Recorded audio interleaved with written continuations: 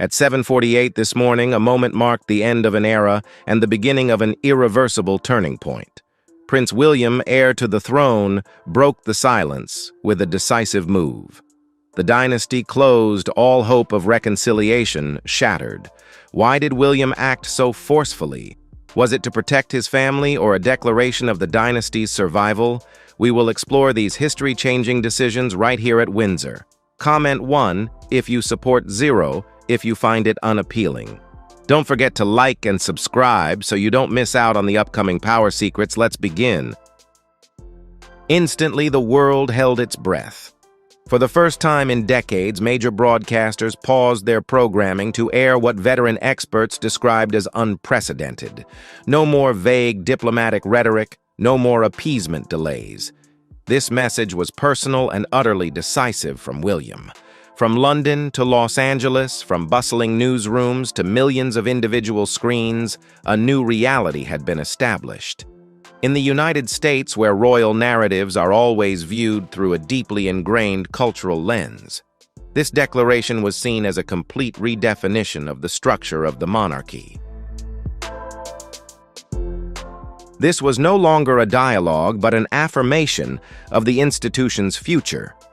What surprised observers most was the absence of phrases like "at this time" or "in the present circumstances." In the dictionary of the monarchy this morning, only the concept of permanence remained.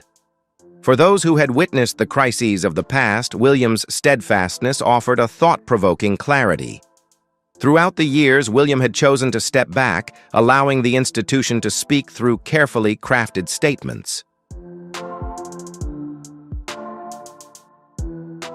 But today he personally signed the final chapter of a long-running controversy. This act was not merely an official announcement. It was a declaration by a future monarch of unity and the protection of the institution's core values. What prompted a man known for his meticulous planning like William to take this extraordinary step?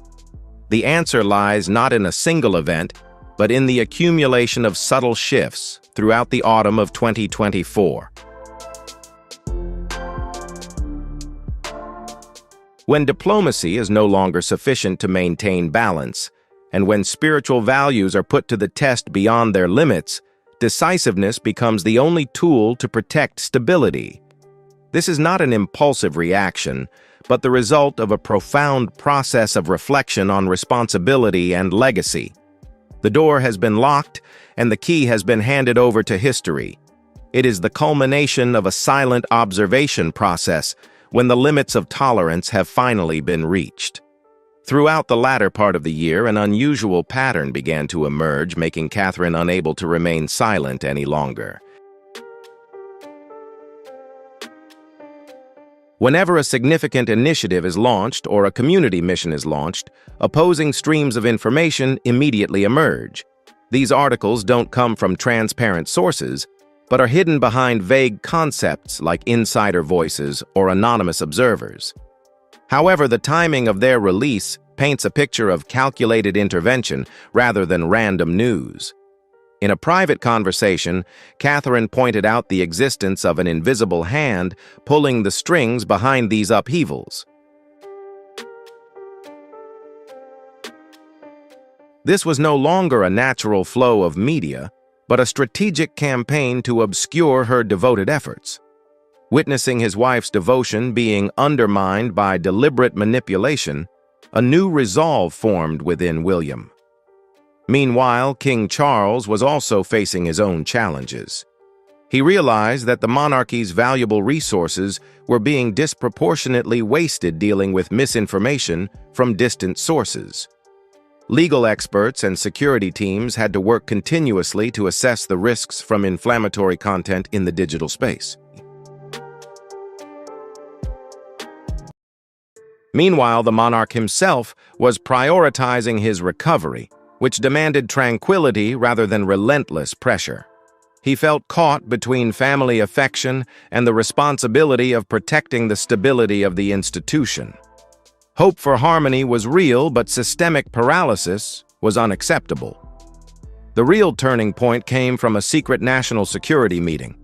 Authorities identified an organized pattern of activity targeting Catherine. These information campaigns transcended the boundaries of ordinary criticism to become a real threat to the credibility of the monarchy in the digital age.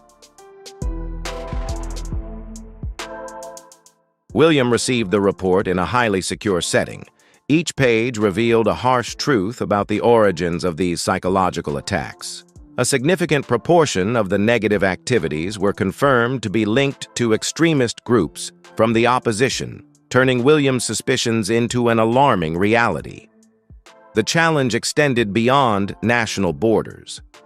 Delicate but serious questions began to emerge from major international partners. Strategic allies in Washington and Ottawa began expressing concern about the stability of the monarchy. They needed assurance that the symbol of the monarchy was strong enough to continue its role as a reliable diplomatic partner. This news came as a major shock to William. Understanding that the future of the monarchy rested on trust and global consistency, he knew that silence was no longer an option. His statement was not an immediate reaction, but a necessary act of self-defense to protect the institution's legacy from the storm. The upheavals involving members of the monarchy abroad were no longer mere entertainment news. They had now become a factor undermining the nation's soft power on the international stage. Princess Anne, with her practical and insightful vision, delivered a crucial wake-up call to William. She asserted that no one can protect everyone. At a certain point, a leader must choose between a constantly destabilizing individual and an institution serving millions. As winter descended upon London, William found himself caught in a maze of undeniable evidence. Psychological attacks on his family, the declining health of the monarch, and diplomatic risks threatened the nation's standing. The time for hope had ended, giving way to an era of permanent divisions. The first fundamental decision came from Princess Anne during a private meeting at Windsor. In the quiet space of knowledge and history, she did not resort to conciliatory words. She stressed that this institution required formal written and legal boundaries, not vague promises or expectations. Anne argued that without absolute clarity, all future interactions would turn into endless negotiations. Every silence would be interpreted as weakness, and every action would be dissected to search for hidden intentions.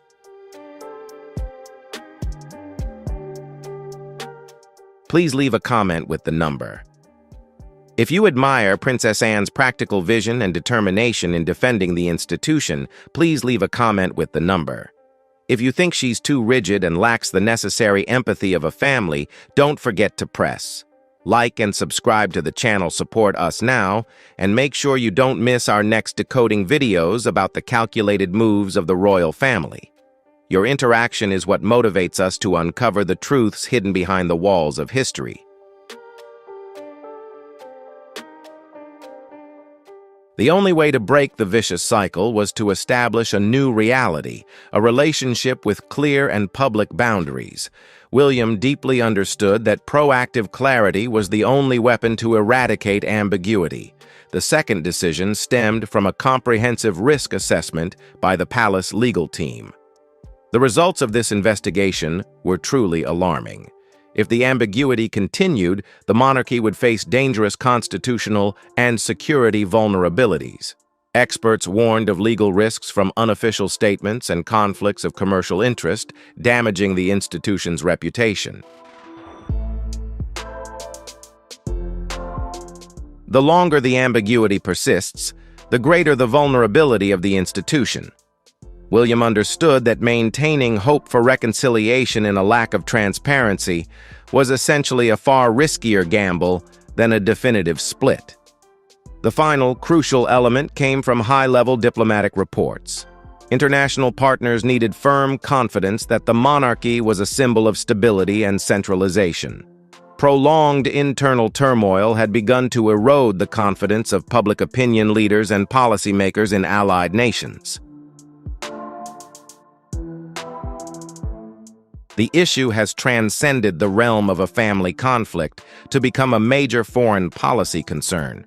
The government needs a decisive solution to maintain national prestige. William realizes that if he cannot manage stability within his own home, global partners will question his ability to shoulder greater responsibilities in the future. All these pressures have converged, leading to the historic declaration at 7:48 this morning, a drastic action to protect the future of the monarchy. When personal turmoil transforms into complex political problems, silence is no longer a safe haven. The final and most instinctive decision doesn't come from dry reports, but from William's heart. Throughout the final months of the year, he witnessed Catherine facing the storms of public opinion with a proud serenity. He saw his father shouldering the unresolved family rifts and saw the children growing up under the scrutinizing gaze of the outside world. At that threshold, William realized a harsh truth. The responsibility of protecting the peace of his wife and children had to take precedence over any fragile hopes of reconciliation. In a moment of quiet reflection, he admitted to Catherine that he could not repair what was broken and that continuing to try would only further hurt those he was obligated to protect. A historic declaration is never built on a blank slate. It is the convergence of four powerful forces. Princess Anne provided a sharp strategic framework. The legal team established a solid textual foundation. The Foreign Office affirmed the necessity of international standing. And finally, it was William himself who infused it with an unwavering personal resolve. As December approached, the question was no longer whether to act, but how to execute the most decisive separation. On the evening of December 1st, a small strategic council convened in his private study at Windsor. Though the fire still burned in the fireplace, the winter chill seemed to seep through the cracks in the doors, weighing down the space like a tangible entity. William arrived first, carrying a draft he had meticulously crafted over 48 hours. Every phrase had to carry the precise weight he intended for it would shape his entire reign. King Charles entered, bearing the appearance of someone burdened by immense sorrow.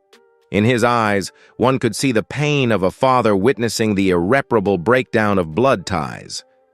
Following him was Princess Anne, who firmly believed that an institution could only survive if it protected itself from constant upheaval.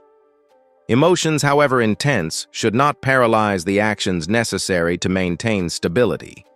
Catherine's arrival changed the atmosphere in the room.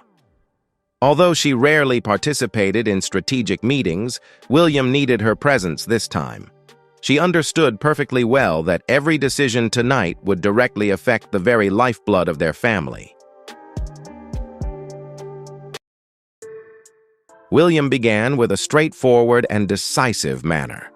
He asserted that this was the final decision, with no room for reconsideration, no turning back as emotions cooled.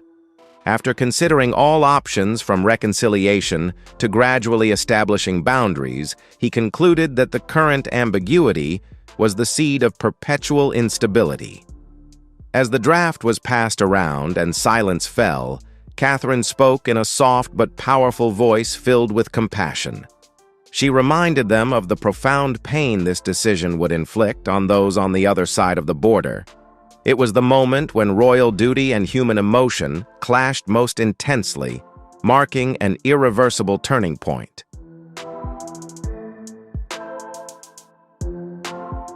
William confronted the harsh reality head-on.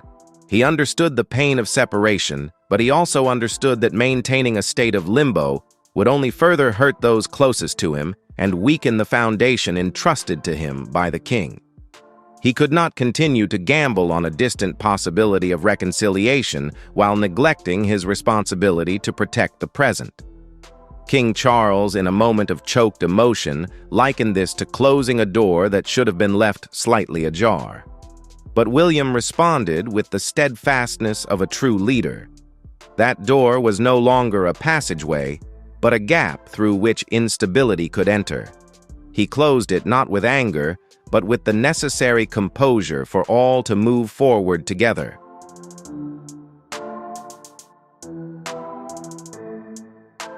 Princess Anne reminded us of a harsh truth: an institution cannot be led by vague hopes of mending emotional wounds. William was putting his education into practice, prioritizing organizational stability over personal feelings, even if it meant leaving silent scars. Catherine, with her keen insight and empathy, affirmed that the language of this statement was entirely transparent. It contained no aggression. It simply established a new reality.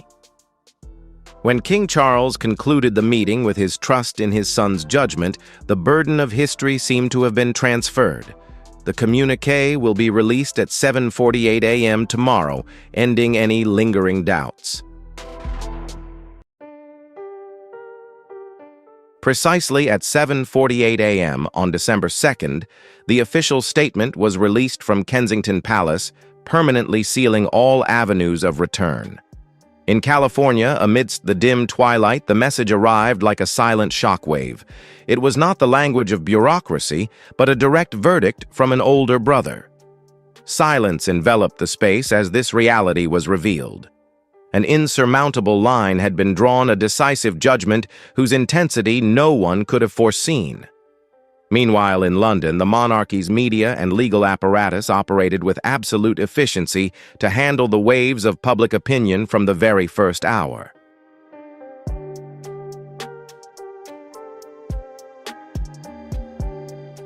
Lara Flynn.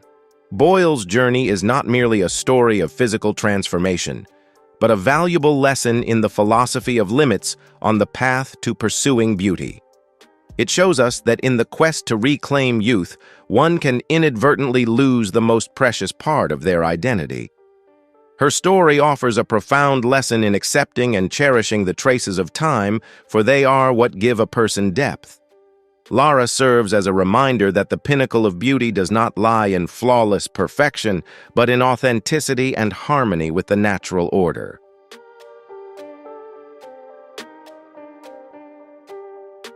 Once a dazzling icon of intelligence and allure in working girl Melanie Griffith entered the world of fame, carrying all the expectations of the public. Yet behind her high-profile marriages and the scrutinizing gaze of Hollywood, an invisible fear of fading began to grow. To maintain her position among other leading ladies and famous husbands, she inadvertently entered a relentless race with beauty-preserving methods.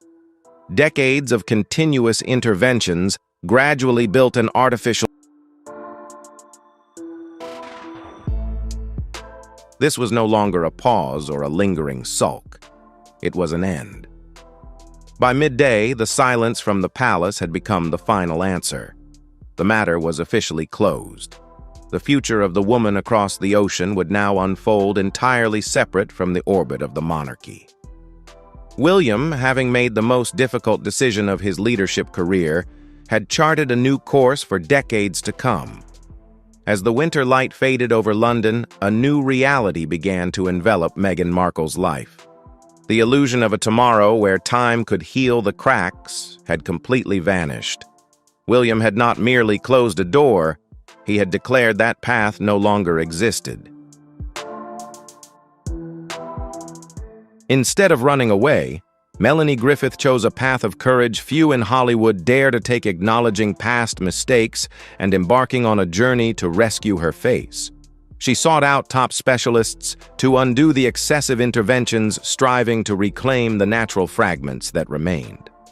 While she could not turn back the clock to her youthful beauty, the positive changes that followed stand as a testament to extraordinary resilience. Her story serves as a valuable case study showing that aesthetic pursuits are not a one-way street, and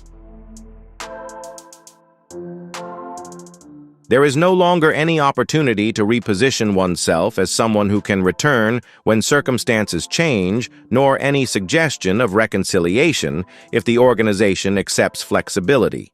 The future king has turned his judgment into a historical document, something no media campaign can reverse. This is a conflict between modern individual vision and immutable traditional structures. When an individual refuses to compromise and an institution does not collapse, a definitive separation is inevitable.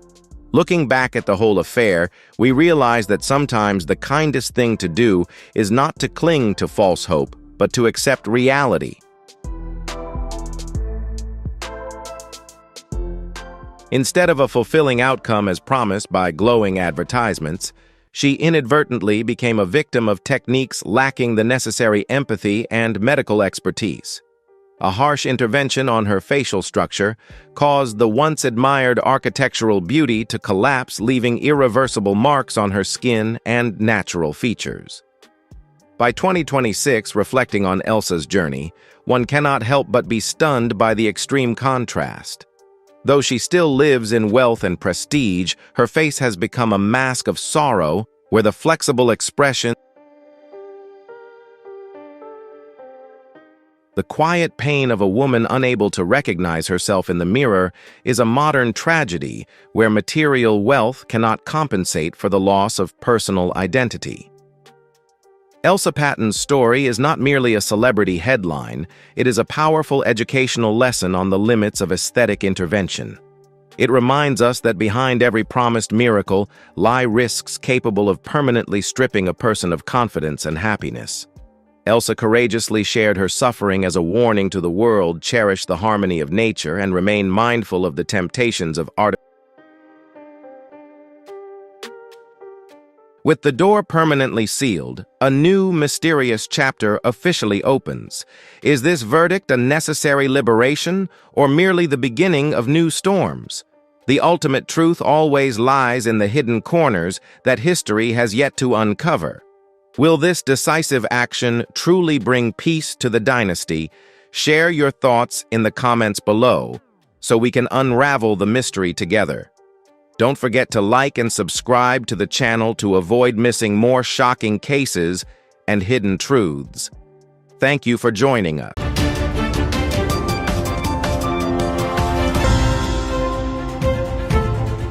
If you looked at the viral images of those 7 mysterious suitcases sitting on the tarmac at LAX and assumed that was the absolute climax of this saga, you have likely missed the bigger picture. And if you believed the dramatic narrative ended when that private jet made an emergency diversion to a high-security military base in Sicily, you are mistaken again. In reality, those explosive events were merely the prologue, a chaotic setup for a much more intense and calculated chapter that is only now beginning to unfold. We are moving beyond the spectacle and entering the most critical phase of this entire investigation, the revelation of cold, hard, and irrefutable evidence. And the man who played the decisive role in this turnaround was the Sussexes' old rival, Piers Morgan, a controversial figure whose image is associated with constant warnings to the public. He has been criticized as bitter, even scheming, but today what he is bringing is completely different. Immediately after news broke about Meghan Markle's arrest in Italy with undeclared $12 million in cash, Piers Morgan wasted no time in coming forward. This appearance was a marked departure from his usual style. He wasn't there merely to offer personal anecdotes or subjective commentary.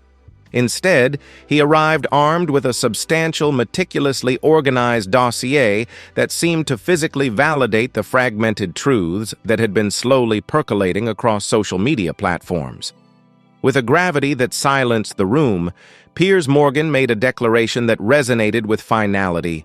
"I've seen her bank records. She's ruined." The tension within the studio became so palpable that the air felt heavy, and not a single colleague dared to interject. At that moment, the noise of celebrity gossip faded away, replaced entirely by the cold authority of documents and financial figures, shocking revelations that he asserted were sourced directly from an active forensic audit, currently being executed by Prince Harry's own legal counsel. The sheer magnitude of this truth was something that caught even seasoned observers completely off guard. It increasingly appeared that Prince Harry's legal team was executing a sophisticated tactical maneuver utilizing Piers Morgan as an unofficial conduit to leak privileged information before any Hollywood PR spin doctors had a chance to intervene or sanitize the narrative. The broadcast itself began in a manner that was deeply unsettling.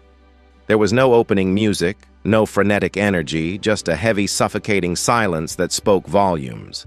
Piers sat motionless, his eyes locked onto the camera lens with a look of absolute conviction, devoid of his usual theatricality. When he finally broke the tension, his words were not a question, but a somber vindication. "I warned you all from the very beginning that this was a hoax. I warned you that those tears were nothing more than a performance." He pressed on, his voice dropping, as he addressed the audience with a mix of vindication and genuine disbelief. Even with my notorious skepticism, I never could have fathomed that she would be implicated in something of this magnitude, a sophisticated $12 million money laundering operation routed through a shadowy shell corporation in the Cayman Islands. But we are past the point of speculation. These are undeniable metrics, and they are right here before our eyes. With a deliberate motion, Piers flipped open the dossier to a specific page, prompting the studio cameras to zoom in until the text filled the screens at home. While the sensitive account numbers were heavily redacted with thick black ink to comply with legal standards, the entity listed at the top was starkly legible: Arch Illumination Limited.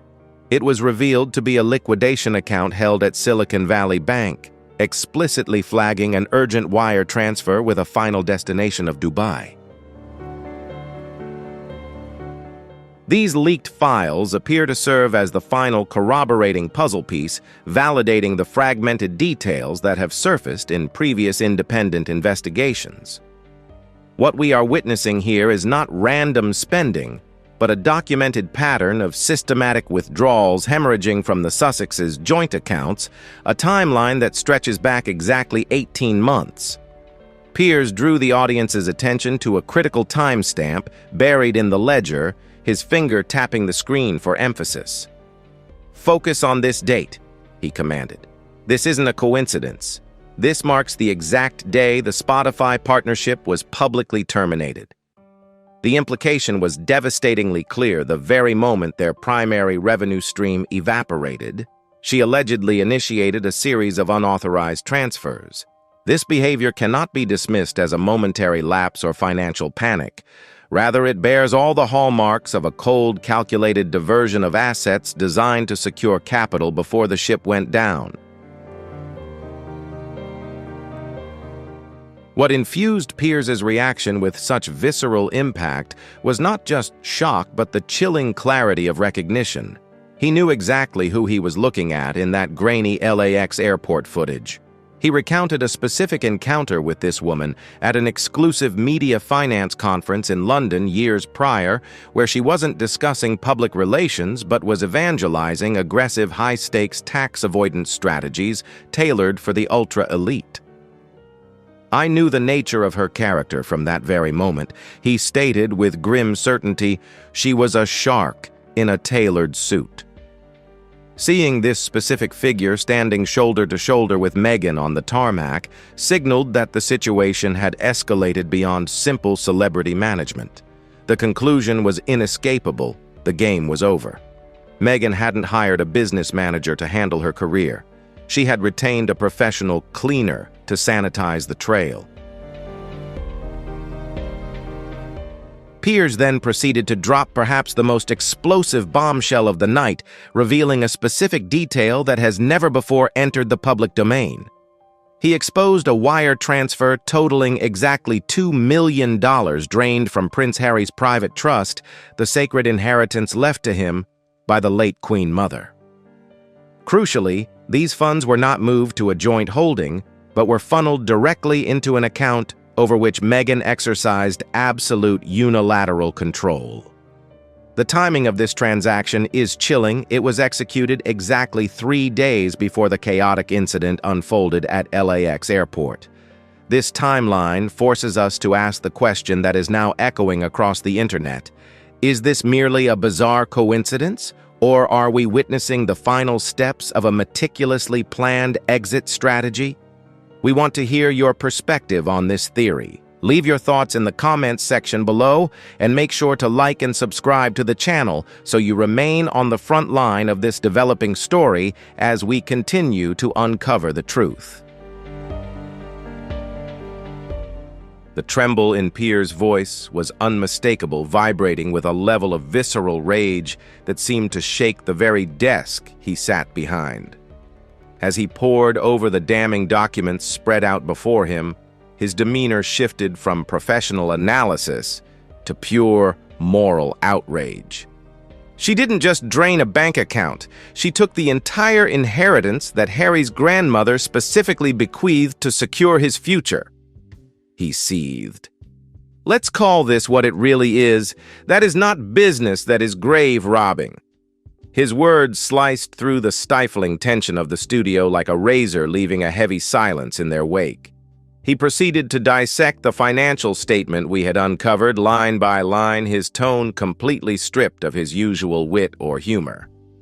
"She genuinely thinks the FBI are fools, doesn't she?" he asked rhetorically, locking eyes with the camera. "She seems to believe that just because she acted out a role on a TV show, she possesses the capability to outsmart seasoned federal agents. But it is exactly that profound arrogance, that blinding delusion of invincibility, that is guaranteed to be her ultimate downfall." Piers Morgan continued his forensic deconstruction of the event, distinguishing clearly between a simple procedural error and a serious violation of federal law. Let's be clear about the legal reality here. Had she simply declared the currency upon entry, she likely would have faced nothing more than a standard administrative fine or a civil penalty. However, by willfully falsifying a federal customs declaration form, she has irrevocably escalated this situation from a minor infraction into a full-blown criminal felony. Piers then shifted his focus to the sociological fallout, analyzing the unprecedented reaction, or rather the lack thereof, from the Sussex fan community. In any normal news cycle, his social media feeds would be inundated with vitriol-coordinated attacks and accusations of lying. Yet this time, the digital landscape was eerily, surprisingly silent. "Why is there such radio silence?" he asked, leaning in. The answer is simple. You can debate a subjective opinion until you are blue in the face, but you cannot debate hard, cold paper evidence. With a gesture of supreme confidence, Piers tapped the stack of financial records on his desk, visually demonstrating that he had effectively neutralized Meghan's online army, not with rhetoric, but with unassailable facts. Piers paused, looking directly into the lens as he addressed the invisible audience of his former detractors. Where is the outraged chorus now? Where are the vocal critics who branded me a monster simply for daring to ask the uncomfortable questions? He challenged. Was it truly an act of cruelty to inquire why a duchess would be transporting suitcases filled with liquid cash onto a high-security military base in Sicily, or was I simply performing the fundamental, often gritty duty of an investigative journalist? Then the broadcast took a turn that no one saw coming, a sudden palpable shift in emotional temperature. For the first time in years, Piers Morgan dropped his guard to express a rare, genuine sympathy for Prince Harry. He reframed the narrative entirely, painting Harry not as a willing accomplice, but as a man who had been psychologically hollowed out, manipulated, and robbed blind. Let's be honest about the reality here, Piers asserted with a somber gravity. Harry is a man who made a catastrophic error in judgment, yes, But looking at these files, he is no longer just a participant. He is the primary victim of a sophisticated crime. He went further, constructing a powerful argument that Prince Harry requires immediate physical and psychological separation from the Duchess. In Piers's evolving thesis, the dynamic is no longer being framed as a partnership, but rather as a clear case of predator versus prey, where Harry is the unwitting victim in need of extraction. But Piers didn't stop at psychological profiling.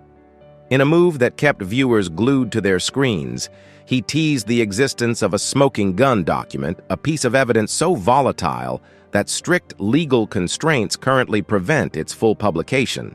However, he made a solemn promise to unveil it in the next installment of this investigation. He described the item in chilling detail, a digital correspondence originating from Meghan's private encrypted server and directed to a high-level contact in Dubai. The timestamp is critical, dated exactly 1 week prior to that fateful flight. The subject line consisted of 2 simple yet ominous words: "Package ready." Piers posited that this email serves as definitive proof of long-term premeditation. It suggests that while she was publicly smiling for the cameras alongside Harry at the Invictus Games, projecting the image of a supportive spouse, she was simultaneously operating in the shadows, sending critical logistical coordinates to her accomplices. This wasn't a spur-of-the-moment escape. It was a master plan months in the making. "She is finished," Piers reiterated with absolute conviction, punctuating his verdict by slamming the thick dossier shut on the desk with a resounding thud. This isn't just the end of her tenure as a working member of the royal family, nor is it merely the collapse of her celebrity brand. By crossing these legal lines, she has effectively signed away her own freedom. He painted a stark picture of the future, stripping away the glamour that usually surrounds the Duchess. Mark my words, the next time the world catches a glimpse of Meghan Markle, she won't be draped in haute couture or wearing a custom Dior gown on a red carpet. She will be standing before a federal judge in a court of law. And rest assured, I will be there seated front and center, documenting every single second of accountability. Piers made it clear that his intense reaction was a necessary step in validating a scandal many had dismissed. By staking his reputation on these documents, Piers Morgan has dramatically amplified the scope of this investigation, commanding the attention of the global press. The impact was instantaneous. Across the Atlantic, editors at major British tabloids were reportedly stopping the presses, scrambling to revise their front pages to feature his defining declaration in bold, unforgiving headlines, "I have seen the files." He took a moment to emphasize the sheer scale of the forensic undertaking involved, describing the recovery of deleted tweets, scrubbed statements, and digital cover-ups, not just as research, but as a digital archaeological dig. He stressed that piecing together these fragments of truth from a deliberate campaign of obfuscation is a time-consuming and laborious task that requires significant resources. Piers then pivoted directly to the audience, issuing an urgent call to action. He encouraged viewers to support the channel's mission by becoming official members, framing this financial support not merely as a donation, but as the fuel necessary to help this story bypass the mainstream media gatekeepers and spread to a wider global audience. Moving seamlessly into the second half of the broadcast, Piers introduced a segment he provocatively titled "The Bag Flipping Game." He strode confidently across the studio to a massive electronic smartboard which flickered to life to reveal a complex visual diagram of the alleged theft.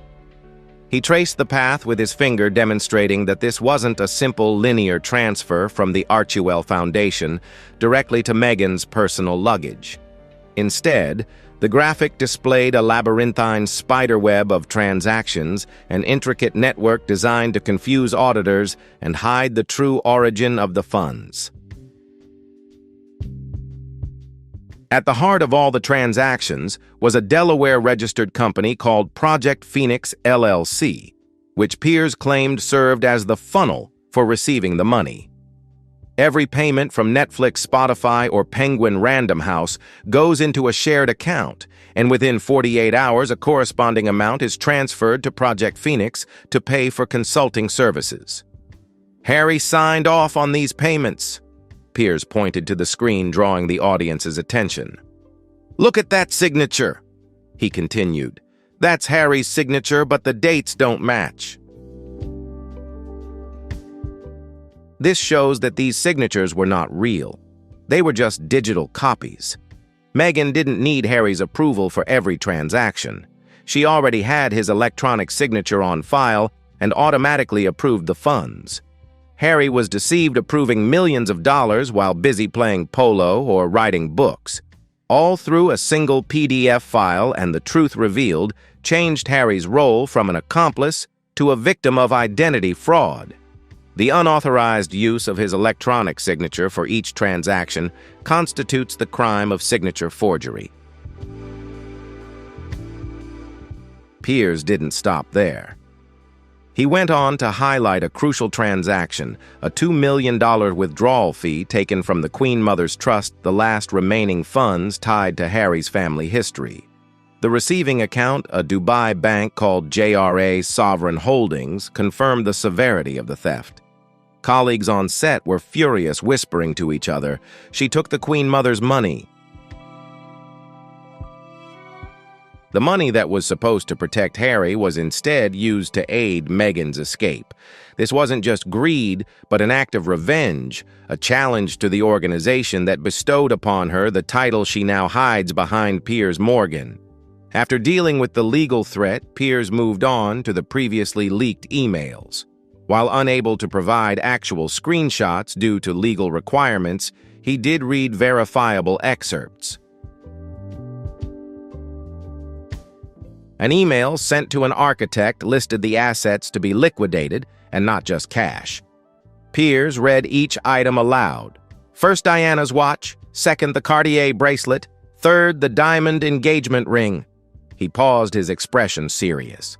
Meghan wasn't just taking cash. She also planned to sell jewelry associated with Princess Diana gifts from Harry, items symbolizing their love. Piers emphasized that the items were estimated to be worth up to $450,000, and they needed to be sold urgently. He asserted that selling Diana's jewelry on the black market in Dubai was a profound insult not only to the royal family, but also to the British people.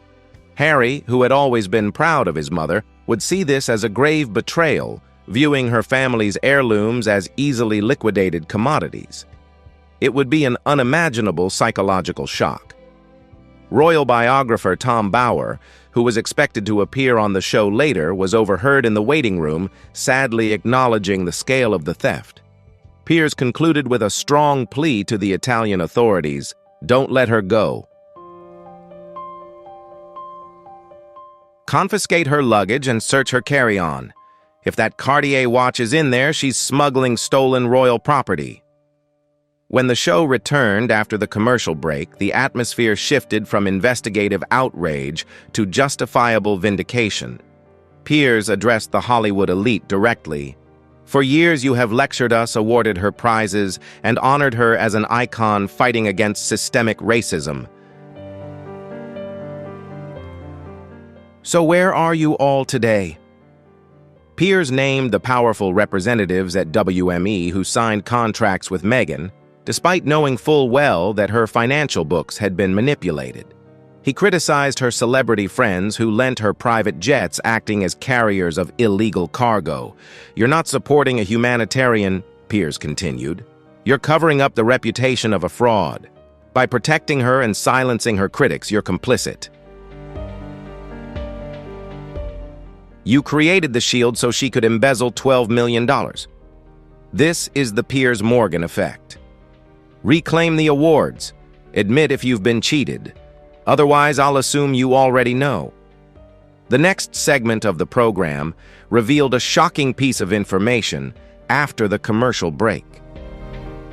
A senior member of the British royal family contacted Piers not for an interview, but simply to say 2 words: "Thank you." This person felt unable to speak the truth, unable to defend themselves, but today they sensed that justice was finally being served. The king was watching.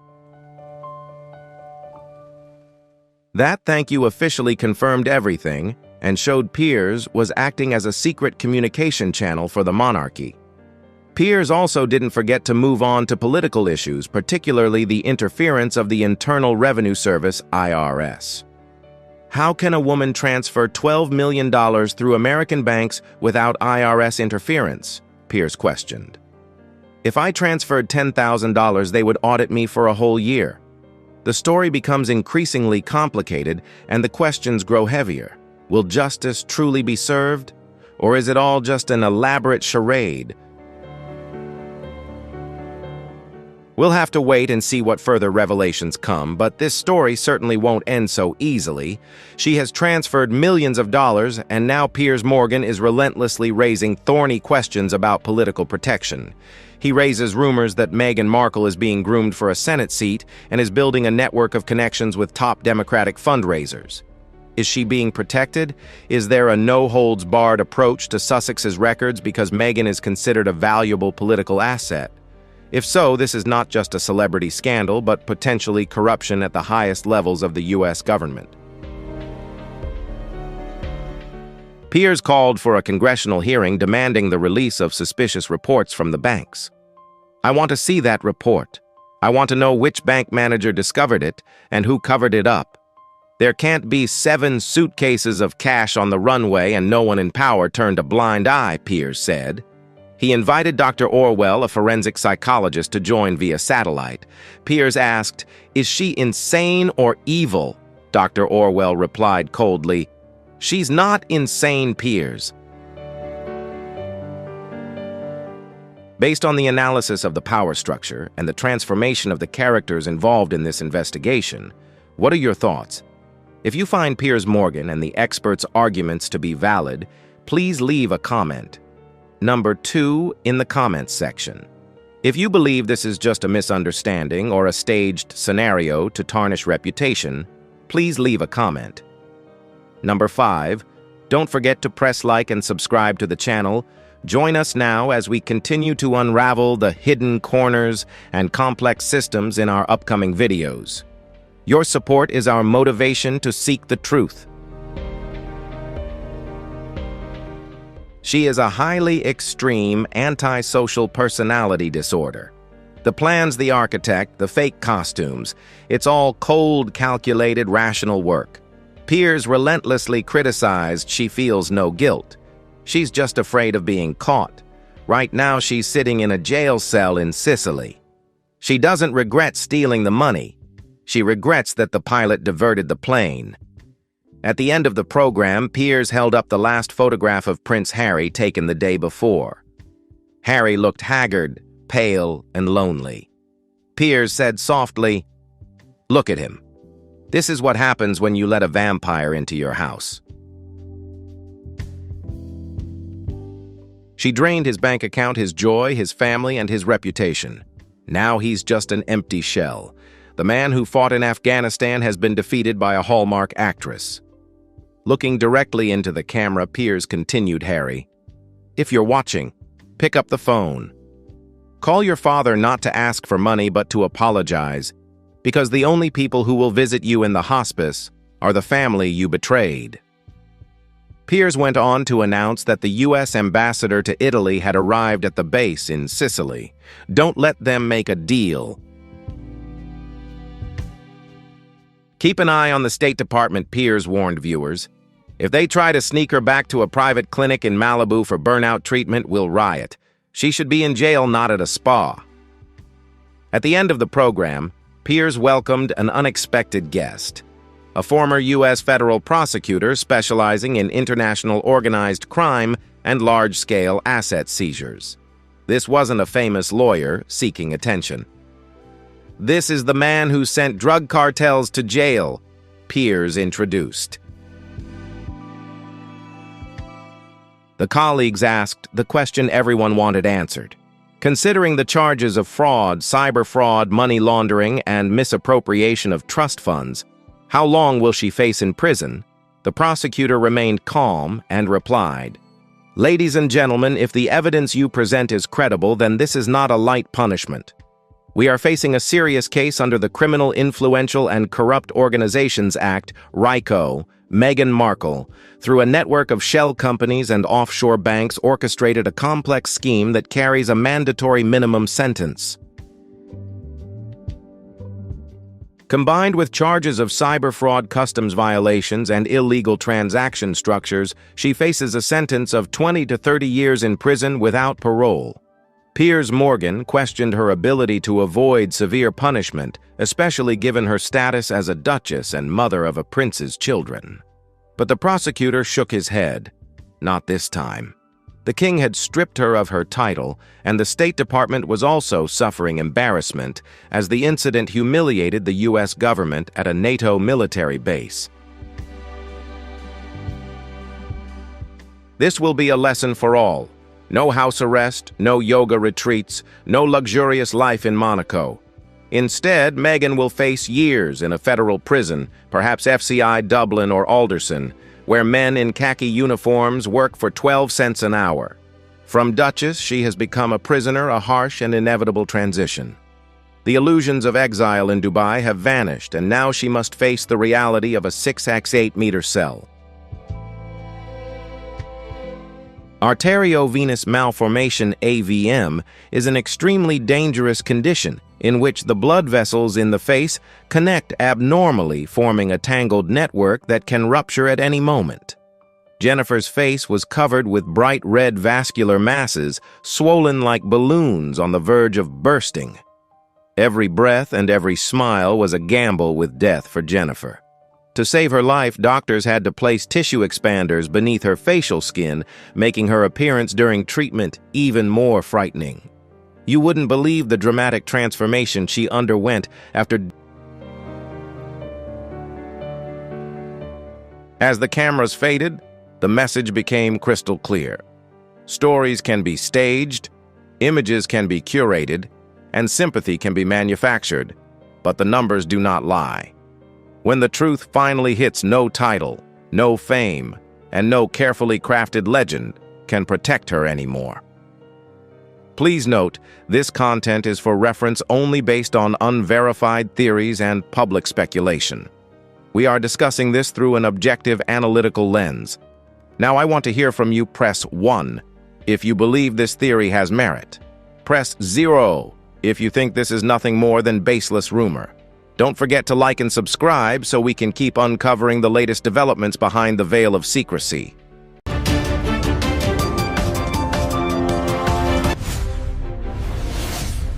Recently, a hypothesis has given many people pause. Why have priceless treasures like Queen Victoria's brooch or Princess Diana's pearl necklace suddenly vanished, leaving only vague notes behind? Some unverified sources even suggest this could be the sign of a cross-border underground network where absolute trust in supreme authority becomes a fatal flaw. Comment 1 if you believe this is a battle to protect heritage. Comment 0 if you think the secret runs even deeper. Like and subscribe now to join us in decoding the architecture of power and the buried truths.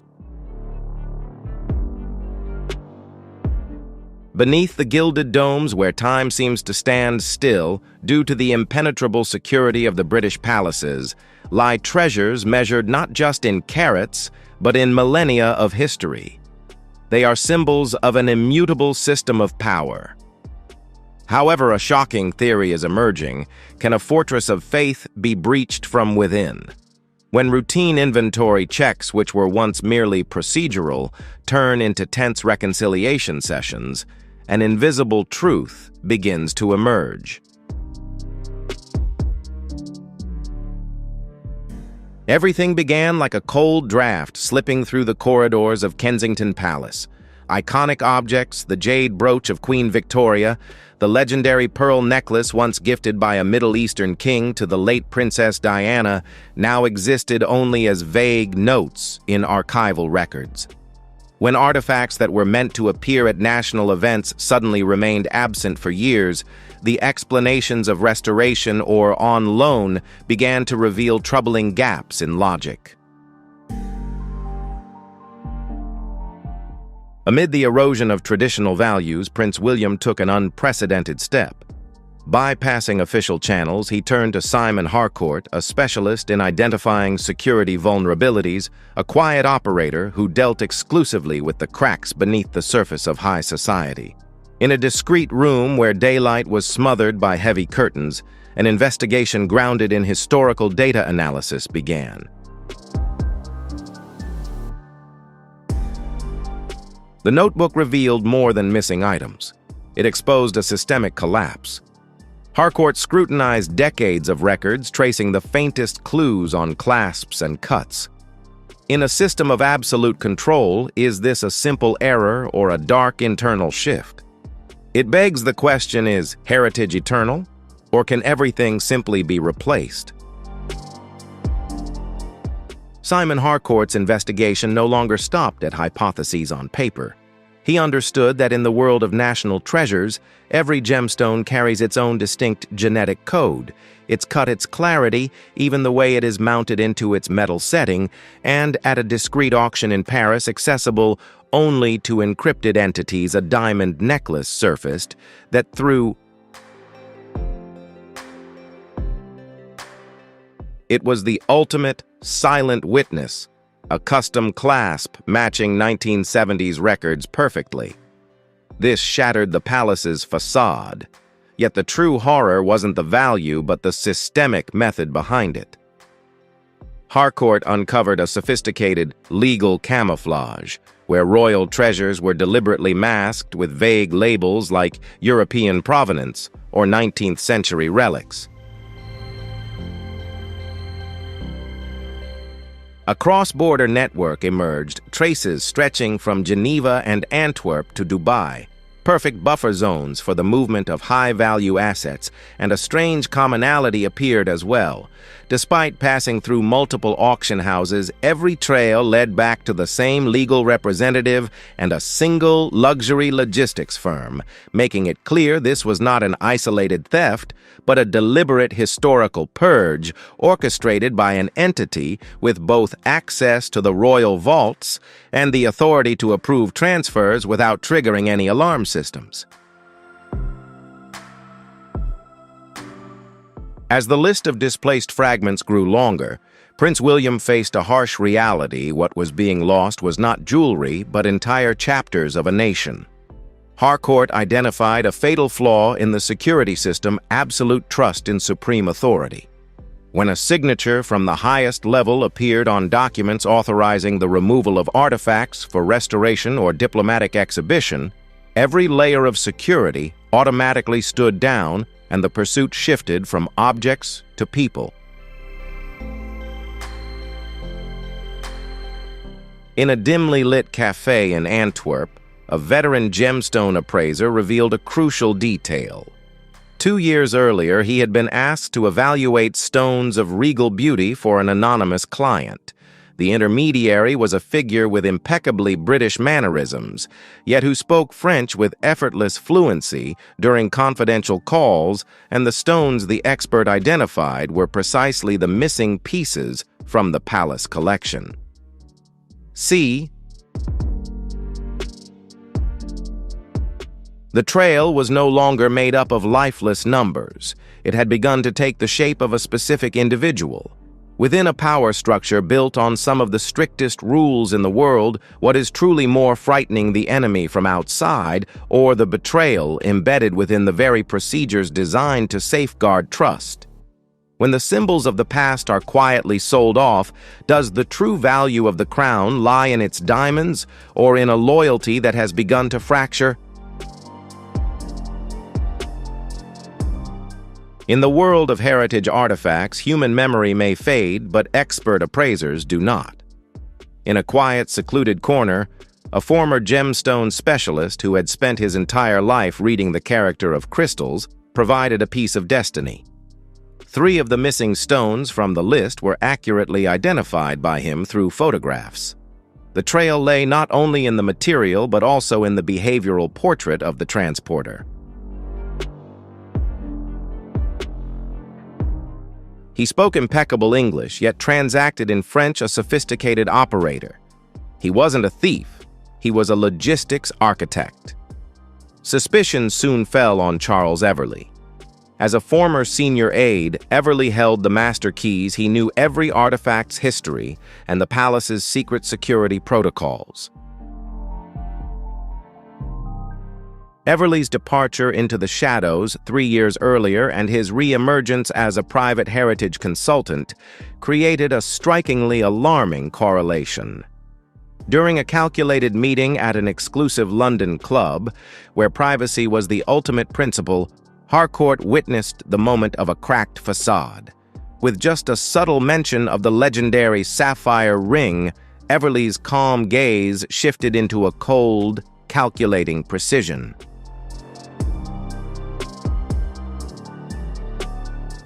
It was the reflex of someone holding a secret the entire world was seeking. The investigative analysis entered a critical phase as Harcourt cross-referenced 3 independent streams of data movement schedules, auction logs, and vault access records. The data revealed that Everley was not acting alone. On trips to gray financial hubs like Geneva and Monaco, he was frequently accompanied by a figure enjoying diplomatic immunity, a privilege allowing luggage and shipments to pass through any border unchecked. As the layers of fog were peeled back, the system pointed to a single convergence, an entity with the authority to sign decrees, the influence to conceal vulnerabilities, and the proximity to render all suspicion inconceivable. That entity was Queen Camilla. This hypothesis raises a staggering question. Could a core member of the royal family be involved in the self-dismantling of their own dynasty's treasures? How do you assess Queen Camilla's role in this enigmatic architecture? Type 2, if you are impressed by her quiet power, or 5, if you believe in the eternal preservation of the monarchy. Like and subscribe now to not miss the moment we unravel the final links in this dramatic journey of power. With unrestricted access and the ability to legitimize jewelry shipments for diplomatic purposes, Camilla possessed a unique position to operate a system of asset transfers that no one dared question. For Prince William, this was no longer a simple security investigation. This was a crisis of integrity of the crown. When a security system is built on absolute trust, isn't the greatest risk that this trust might be used as a tool for personal gain? If this evidence is true, is this a single act of self-interest or a sign of a deep rift in the power structure we have come to trust? Will you choose to protect tradition or expose the truth, even if that truth might bring down an entire monument? Every systemic investigation reaches a critical point where the data is no longer just lifeless numbers, but becomes a living entity. The indictment of history. Over the course of 2 weeks, Harcourt conducted a multi-tiered verification process. Witnesses at European auction houses posing as appraisal experts revealed a crucial detail. A woman with an air of utmost nobility was directly involved in the process. Revaluation, royal relics. The act of removing gloves to open the velvet box containing the Victorian jade brooch was not merely a noble gesture, it was the moment the truth was revealed under the lights of the private appraisal rooms. When the leather-bound file was placed on Prince William's desk, the space seemed compressed by the weight of systemic betrayal. The chosen location was the Blue Room at Buckingham Palace, a space symbolic of silence and eternal secrets. Here, Queen Camilla's composure confronted the cold resolve of the future monarch. As the file was pushed across the desk, a scenario unfolded of heritage erosion. It has been exposed.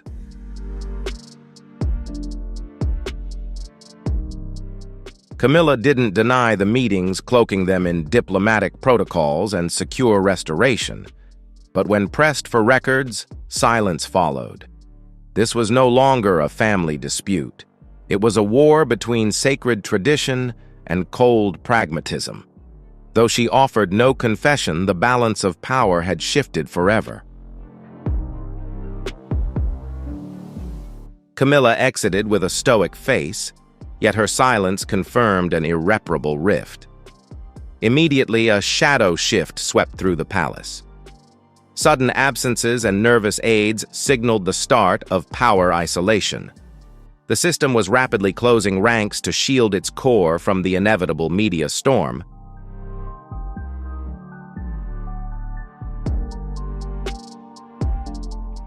Prince William faces a choice that could be life or death for the monarchy. Revealing the truth could shatter an image built over centuries, but remaining silent would mean compromising on historical values. In the world of royalty, sometimes the unspoken words possess the most devastating power. Jewelry can be recovered or replaced with perfect replicas, but ethical standards. Once a system has been compromised, it can never be restored to its original state. When national treasures are no longer kept in vaults, but become pawns in clandestine deals, are we witnessing the end of an era of trust?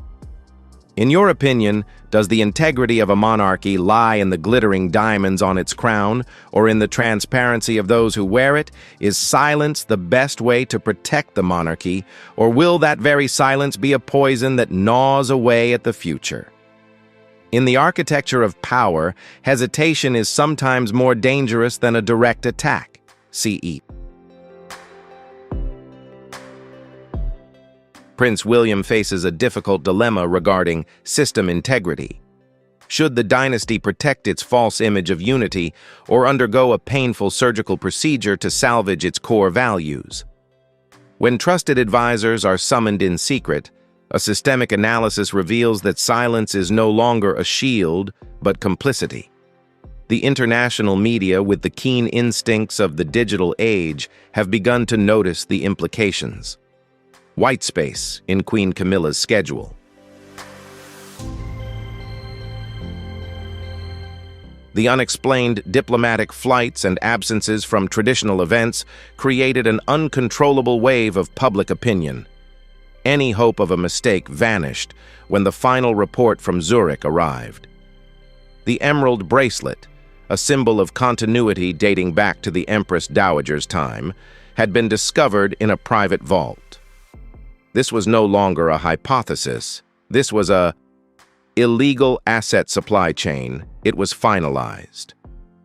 The coincidence of time, place, and approval signatures led William to an irreversible decision. He understood that to protect the crown of the future, he had to confront the harsh reality of the present. That morning, London was shrouded in a gray haze, signaling a constitutional change. William did not choose personal confrontation. He chose to restructuring of authority. The statement was drafted without directly making criminal accusations, which could have brought down the regime, but focused on redefining the responsibility for heritage preservation. By stripping people of their titles and public roles in the name of protecting national assets, William orchestrated a silent revolution. X. This was an unprecedented precedent, a direct successor eliminating flawed links in the power structure, even before officially ascending the throne. In the palace press room, the silence was so heavy that one could hear the clicking of waiting cameras. When William stepped onto the podium, he was not just a son, but a heritage protector. We are administering justice to prevent a major crisis of trust. The words spoken will not only change Camilla's position, but also alter the way the British monarchy operates in the 21st century. Peaceful courtesy has vanished, giving way to an era of strict scrutiny and unbridgeable boundaries. In the battle between kinship and national duty, what is the price of justice? Is removing a high-ranking figure to protect the crown jewels a courageous act to save the regime or the beginning of a deeper rift we cannot foresee? If you were faced with that choice, would you protect your family's secrets or the heritage of a nation? Prince William's voice, echoing in the press conference room, was not just the voice of an heir, but of the echo of a system defending itself. He wasn't talking about lost gemstones. He was talking about contract of trust between the monarchy and the public. The decree was brief, but carried the weight of 1,000 years of history. Camilla has officially been stripped of her title as queen. B. Her public role ended, and her ceremonial duties were reassigned. This was not merely a personal punishment, but a transformation. Re-establish order. William affirmed a supreme principle. In a monarchy, no individual is allowed to stand above the integrity of the national heritage. In less than 5 minutes, the world witnessed a historical rift. While social media exploded like a digital earthquake with theories and astonishment inside the palace, the atmosphere was eerily silent. The corridors of Buckingham and Kensington are now shrouded in apprehension. Portraits are changed, seating charts are redrawn, a process that has been repeated. Erase system memory. It unfolded silently but fiercely. Camilla's discreet disappearance into the shadows of history is proof that when trust is broken, even the most powerful entities can vanish into the mists of oblivion. The incident plunged the British monarchy into an unprecedented territory. International analysts consider this the most decisive action of a future king, a powerful message to all generations. Power always comes with absolute responsibility. The palace security system is not only tightened by physical barriers, but also by a new transparent operating system. Every access log to the archives is digitized, and every movement of treasures must go through multiple layers of approval. The scandal, though a painful scar, has become a catalyst for the royal family to upgrade itself in the face of internal risks. D. Simon Harcourt returned to the shadows of the security consulting world, leaving behind a dossier whose full truth will likely never be revealed to the public. Because some truths possess too destructive power to be made public. For William, this crisis was a harsh lesson about the price of leadership. Precious gems are not ornaments. They are the chapters of a nation. Protecting them is not about protecting them physically, but about protecting them. Sacred continuation of a nation. The monarchy has weathered the storm, but it is no longer what it once was. It has become more resilient, more disciplined, and more acutely aware of the have been revoked. We are forced to ask ourselves, can an institution survive on the glitter of diamonds or on the ironclad boundaries of morality?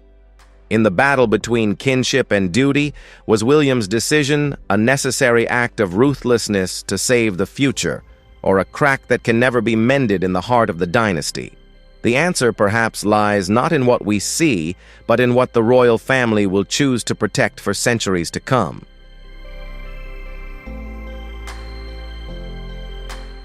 The curtain has closed. The title is gone, but the real mysteries remain hidden in the shadows of the palace corridors. Was William's decision a salvation for the dynasty, or merely the opening shot in an irreparable rift? Which scenario do you believe, a purge for justice or a brutal power struggle? Leave your hypothesis below. I will respond directly to the most insightful comments. If you believe this is just the tip of the iceberg, click button link. Like this video. Don't let yourself be left out of the system's secrets. Click, register, turn on notification bell right now. Here we don't just watch the news, we decipher the truth. The next chapter of power is being rewritten. Are you ready to join us? See you in the next investigation. F. The British crown has never been a static relic. It is a living entity constantly evolving. At Kensington, we are witnessing the clear signals of an epoch-making shift. Prince William, alongside Princess Charlotte, is penning the opening lines of a bold new Chapter 1 that is both more youthful and more decisive. Is King Charles's silence a voluntary step back, or is it a calculated part of a strategic royal rescue mission? Before we dive deep into the analysis, share your perspective. Comment 1 for the reformers or 0 for the traditionalists. Join me as we decode this monumental shift in the great balance of power. That day at Kensington Palace, an seemingly ordinary event held unmistakable implications. In keeping with British royal tradition, important announcements are usually delivered cautiously and through multiple layers of vetting. However, when Prince William stepped onto the platform, he not only displayed the role of an heir, but also the demeanor of a leader. This was more than just the appearance of a member of the royal family. It was a statement of power and preparation for the future. Alongside him, Princess Catherine and Prince George form a strong bond symbolizing not only the stability of the new royal brand, but also a strategically significant image in the ever-changing world. However, the element of surprise lies in the appearance of Princess Charlotte. When Prince William announced Charlotte's role as representative, it wasn't simply a matter of entrusting responsibility to a child. It could be a strategic move by a leader affirming preparation for future generations. L. The hypothesis is, could this be a strategic move to elevate the roles and status of members of the royal family? Systematic analysis might suggest an acceleration in the building of power with each individual in the family, assuming more significant responsibilities and roles than ever before. But the real question is, will this shift lead to a smooth transfer of power, or is it merely a harbinger of far-reaching changes in the future of the British monarchy?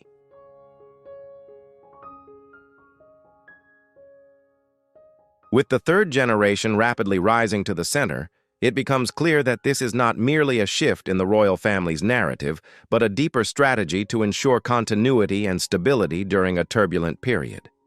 This arguably signals a system in urgent need of renewal and rejuvenation.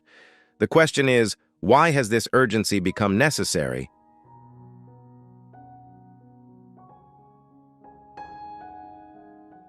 Public opinion is raising questions about this.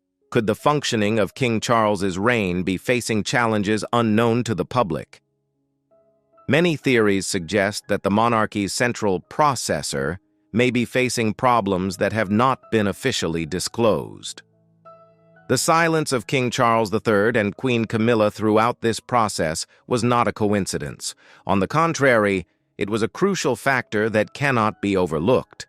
In the world of politics and diplomacy, silence sometimes carries far more weight than words. F.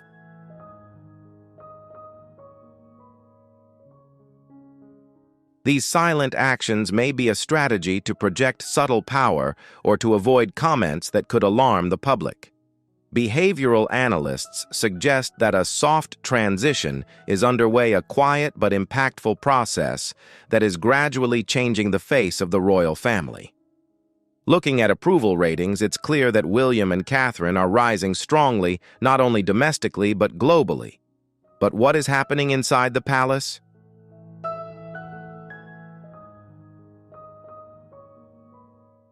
Unverified reports suggest that King Charles's system is showing signs of overload. Postponing visits, canceling schedules, and withdrawing from energy-intensive events are not mere coincidences. Are these warning signs of impending change or simply temporary difficulties? The truth may be more complex than it appears on the surface.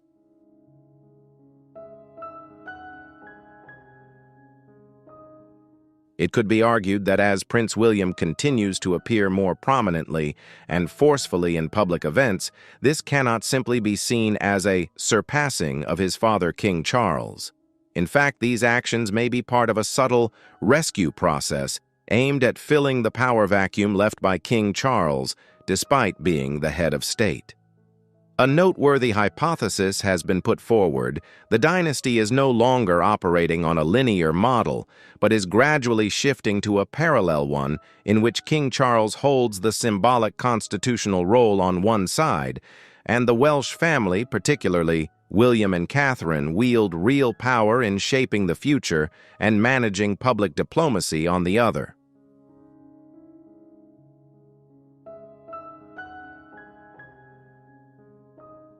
William's decision to visit the Manchester Children's Hospital instead of attending the King's meeting should not be interpreted as rebellion or a challenge to authority. It may be a strategy of resource optimization, where each member of the royal family takes on the most important fronts depending on their influence and capabilities. These decisions can help allocate resources more effectively, given the enormous workload and responsibilities the royal family faces.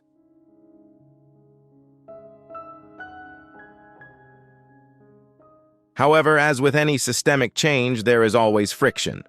Princess Charlotte's placement in such a significant position so early may be a bold move, but it also carries risks. Is this a necessary step to consolidate the power of the Welsh family, or will it create fragmentation and conflict within the royal family's operations? This question remains open, and we will have to wait and see whether this strategy will strengthen the royal family in the future or create unforeseen challenges.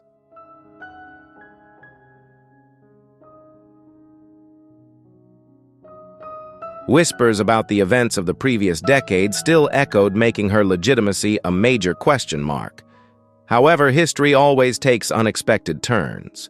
Could someone who was once at the center of public opinion become the most reliable anchor for the dynasty in times of crisis? If you observe closely, you'll notice a subtle shift.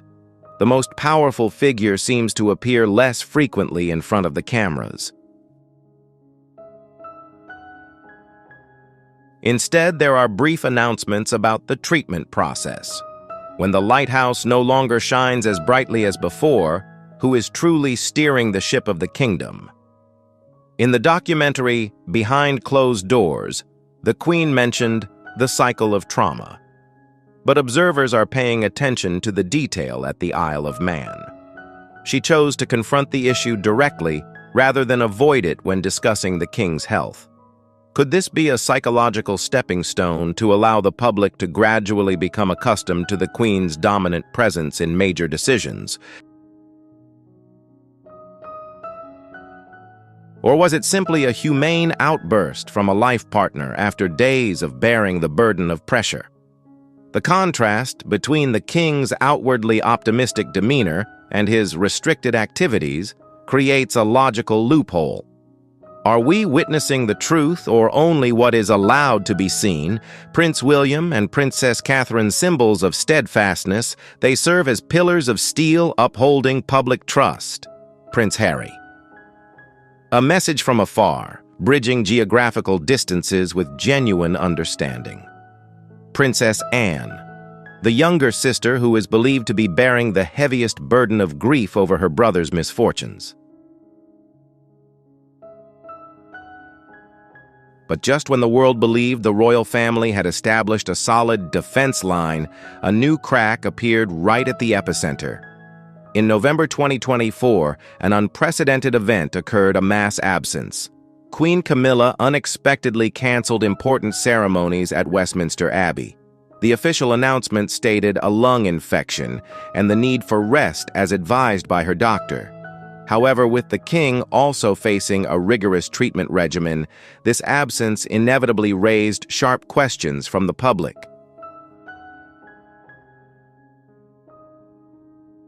Is this merely a medical coincidence, or a sign of a system being overwhelmed by immense pressure?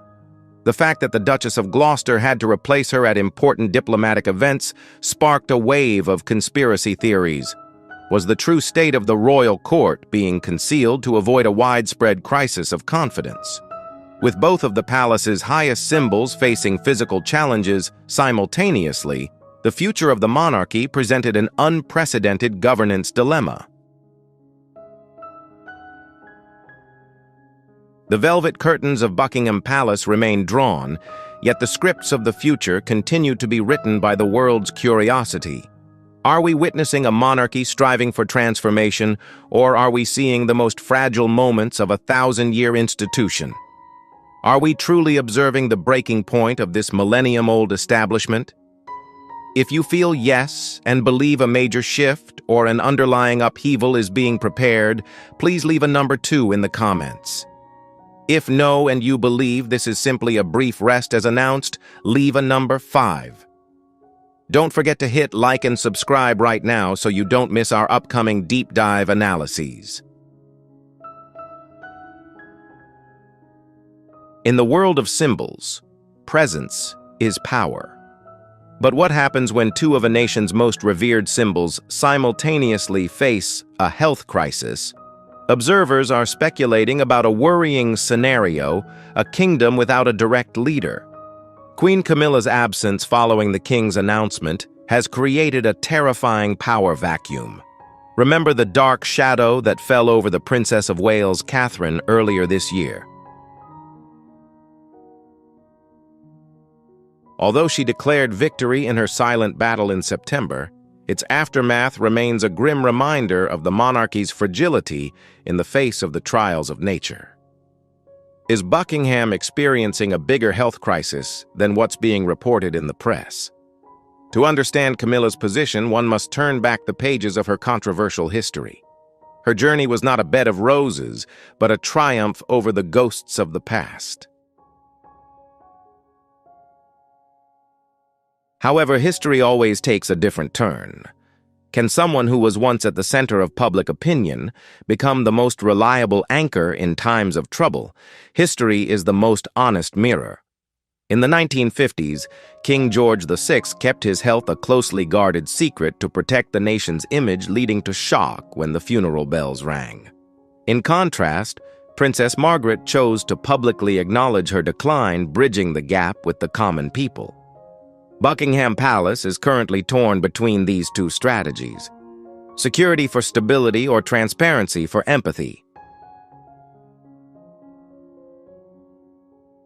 In November 2024, an unprecedented event occurred, a mass absence, when both the King and Queen had to temporarily leave the stage due to health reasons. An astonishing power pause occurred. Camilla's dedication to organizations such as Macmillan, it's not just a ceremonial role, but an inner empathy. But when the torchbearer also faces the cold winds of exhaustion, who will be there to give her strength? Perhaps these rifts are the strongest glue binding the royal family and the people together. We stand before a new chapter in British royal history, where the lines between privacy and official duty are blurred more than ever. Apologies for absences, optimistic announcements of recovery, and even veiled silences, all are creating a multifaceted picture. Where does the truth lie behind the closed doors of the palace? Is it a dynasty resiliently healing itself, or the beginning of an inevitable power transition, the tip of which we have only just begun to see? Our investigation goes beyond dry medical reports, delving into an unprecedented psychological shift. Queen Camilla, once a figure at the center of controversy, is becoming a symbol of empathy. Why did she choose to confront serious illnesses like cancer and osteoporosis with such determination? This is explored in the organization's coffee chat sessions. Macmillan, or those quiet visits to the laboratories, were not just a ritual. It was her way of humanizing the crown. As she confronted her own lung infection, the public no longer saw a distant monarch, but a human being battling the limits of her physical being. Could it be that these rifts in health are the strongest glue binding the royal family and ordinary people together? One notable hypothesis is being discussed by international observers. Is healthcare transparency a new diplomatic tactic? Beyond the borders of England, major powers are looking to Buckingham as a model of adaptation. The public disclosure of the hidden aspects of royal health is not merely an act of honesty, but a far-reaching policy reform. Under the King's approval, a new wave of health awareness is spreading, promising a comprehensive transformation of the national healthcare system. But consider the perseverance of the leading couple. King Charles III, a guardian of the environment and sustainability, has dedicated his life to preparing for a greener era. And now, as he and the Queen face personal challenges, they are writing a chapter of unwavering determination together. Their legacy is not just about laws, but about the ability to modernize an ancient institution in its most fragile moments. We have explored the hidden corners of the palace, from the secrets of the past to the transparency of the present. Queen Camilla and King Charles III stand before a stage larger than ever before, where every step, every breath, and every announcement is scrutinized under the microscope of history. Light is gradually returning behind the stone walls of Buckingham, but the questions remain. Is this transparency a voluntary choice or a necessity of the times? After the storms of health issues, in what direction will a more human monarchy lead the world? The truth may have layers we have yet to uncover, and time will be the fairest judge. Ultimately, the crown may be cast in gold, but it shines only through the support of millions of hearts. We are witnessing the greatest transfer of power in modern history, not by sword, but by an understanding of the times. Keep your eyes on Kensington, for the newest chapters of history have only just begun to be written. Who holds the real power? The new generation with its reformist mindset, or the older generation with its extensive experience? Share your verdict in the comments below. If you find this analysis insightful, please click like, share, and subscribe to the channel. That's the best way to support us in continuing to unravel the mysteries behind the velvet curtain. Thank you, and see you in the next episode. Sussexes.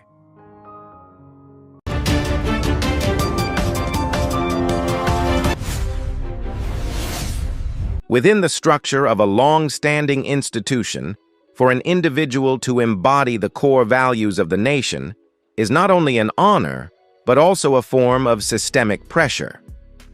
Princess Anne and King Charles, two pillars of traditional order, have long been regarded as the perfect custodians of the strictest rules. Yet behind the quietude of ceremonial rituals, there appear to be undercurrents of emotion and history that time cannot erase. Could there be an invisible boundary gradually fading? Are the secrets kept for decades truly shadows? Or are they the missing pieces needed to decode the true essence of the resilience we continue to witness? We will not chase rumors. Instead, we will analyze the interactions between individuals within a system governed by age-old conventions.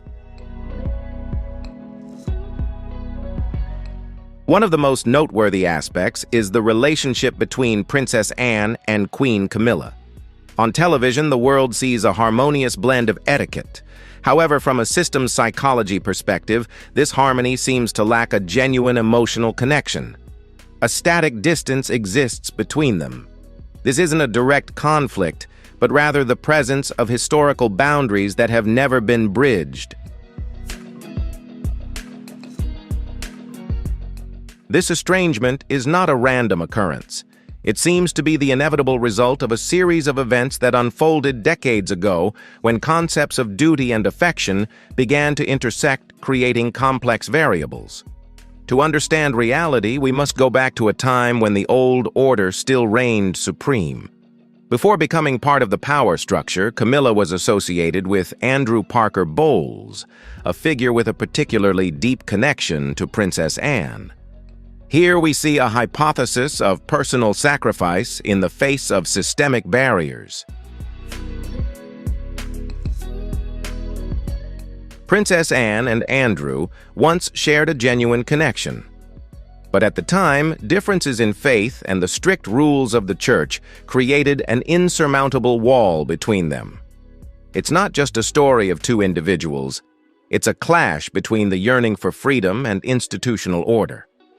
Princess Anne's choice of Andrew as godfather for her daughter Zara demonstrates a timeless appreciation, a bond enduring despite social labels.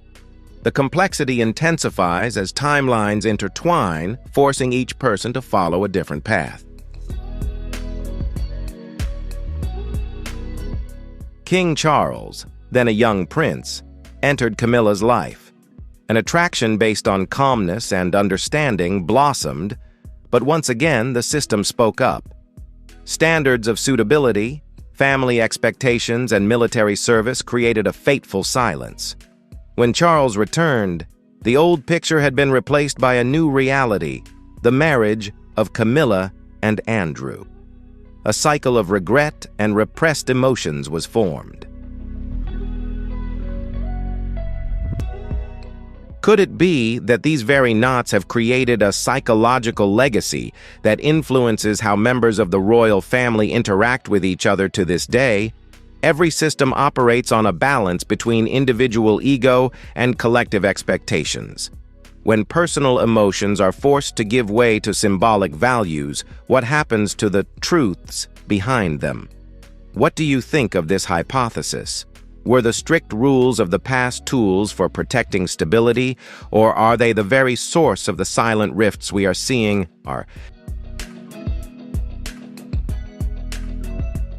Time may fade memories, but within the structure of a symbolic family, it often deepens underlying bonds.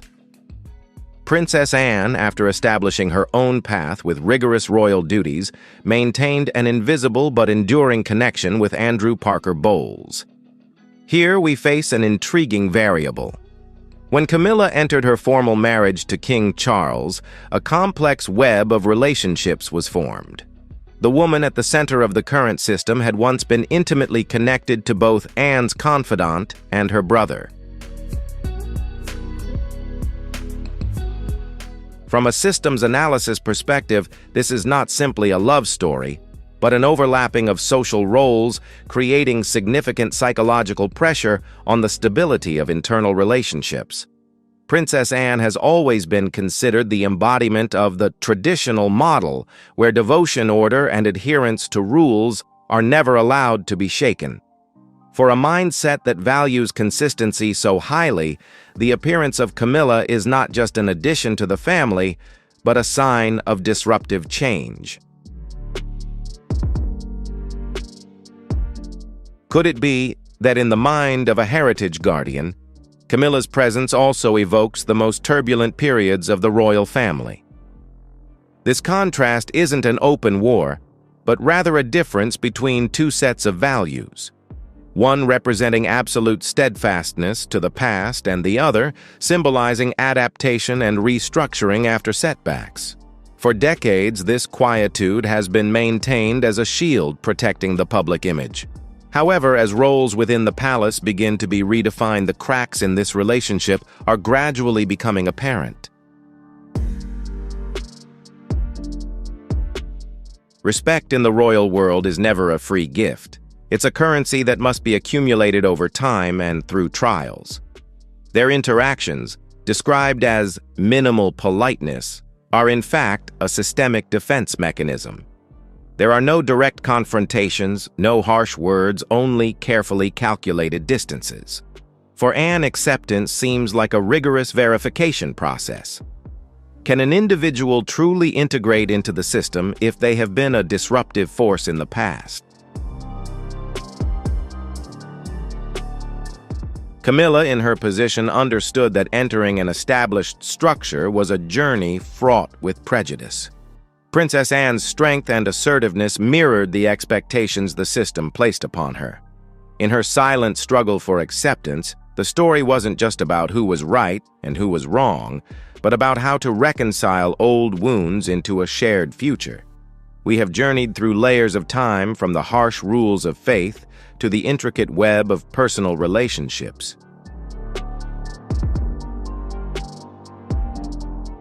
Behind the diplomatic smiles and formal ceremonies lies a complex tapestry of sacrifice, responsibility, and emotions never officially named. In a system that values stability, like the monarchy, do forgiveness and acceptance truly exist, or is it all just a perfect arrangement to maintain the survival of a symbol? And if you were in their position, would you choose to uphold old principles or open yourself to a new beginning fraught with uncertainty? In any hierarchy, recognition comes not from words, but from action. Camilla, in her quest for a legitimate place, embarked on what we might call a demonstration of duty. Instead of merely appearing as a symbol alongside King Charles, she became deeply involved in charitable structures and community missions. Under the watchful eye of Princess Anne, who considered devotion the sole measure, a subtle shift occurred.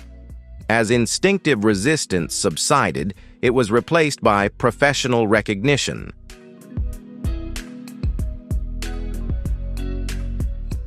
However, we need to analyze carefully. Does this recognition equate to warmth? The answer seems to lie in the gap between two different worldviews. Here we see an implicit dialogue between two schools of thought. Princess Anne, the silence of the rock. She represents the classic royal mindset where duty is performed quietly, without the need for praise and completely detached from the media spotlight. Camilla, modern adaptation. Entering the system from the outside, she understands that the existence of the monarchy in the 21st century requires a bridge connecting with the public through understanding and positive communication. This difference didn't create enemies, but it created two parallel paths that would never intersect. For Anne, the crown was an eternal burden. For Camilla, it was a journey of constant learning. The moment King Charles officially ascended the throne was also the moment the established standards were put to the test. In private meetings behind the palace curtains, Princess Anne played the role of guardian of the standards. Without harsh words, Anne posed a fundamental question: can the devotion of a spouse be measured by time or by genuine transformation? This was not a personal attack, but a test of loyalty to the institution. For someone who had dedicated her life to unconditional service like Anne, the level of devotion was a very high threshold that not everyone could easily cross. As the system sought to stabilize after the upheavals, a new light emerged, altering the entire distribution of energy within the palace. Catherine, Princess of Wales. If Camilla represented the effort to adapt, Catherine embodied a natural harmony.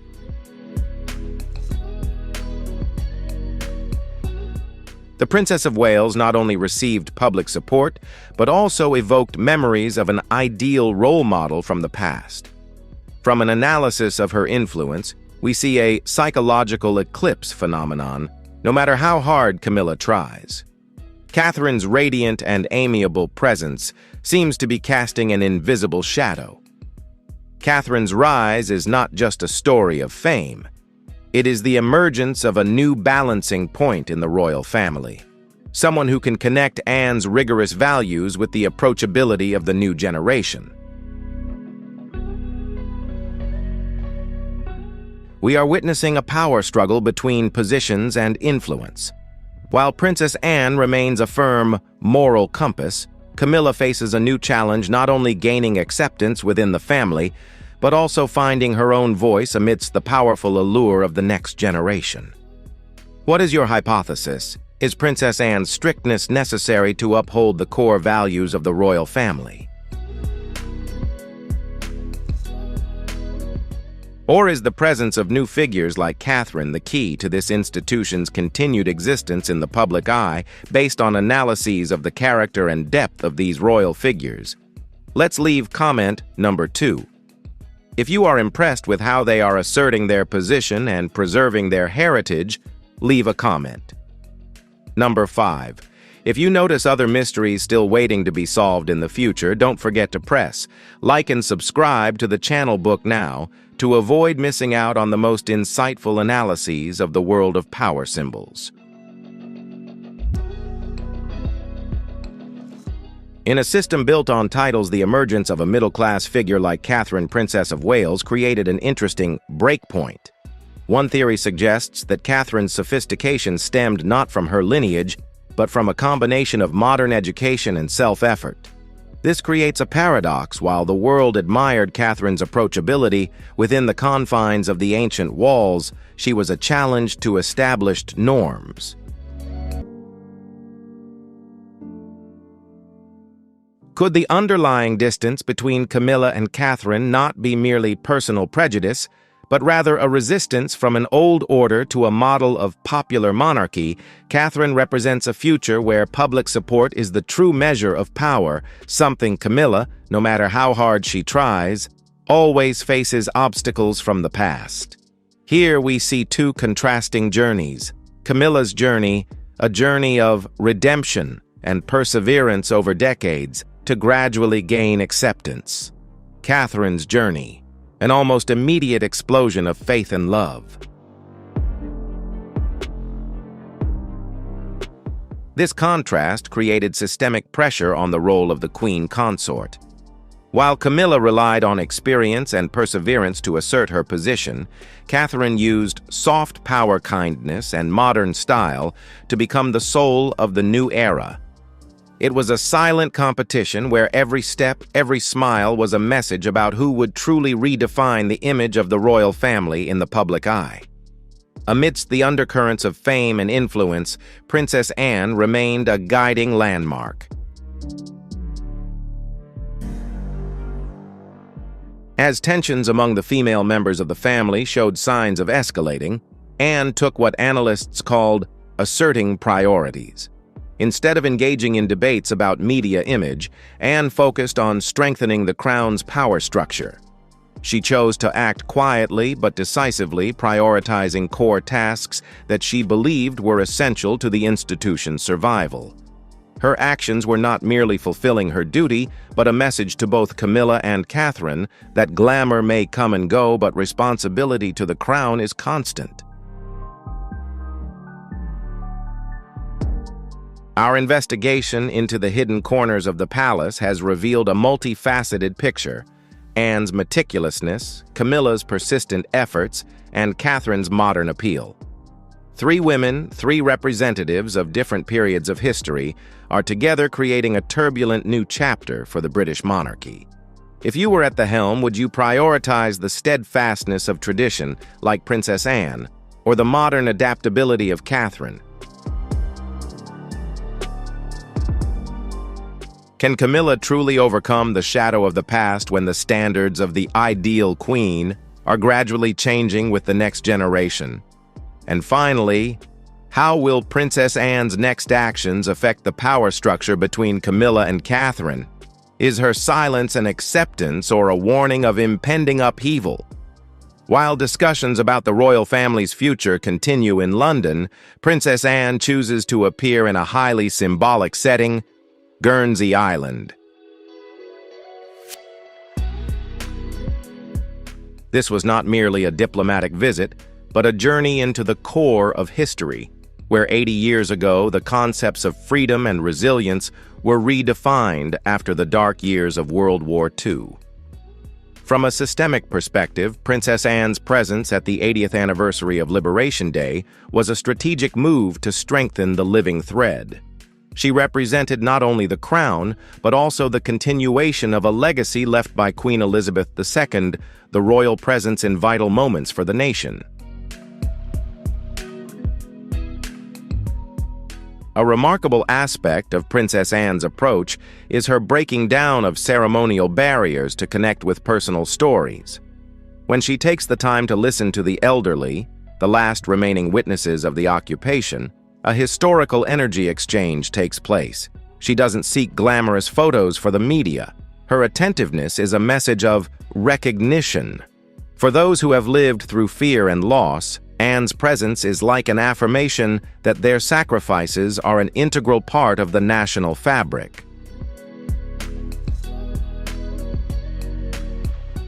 This is how the royal family maintains its legitimacy, not through social media posts, but by being the keepers of the flame for the most important memories.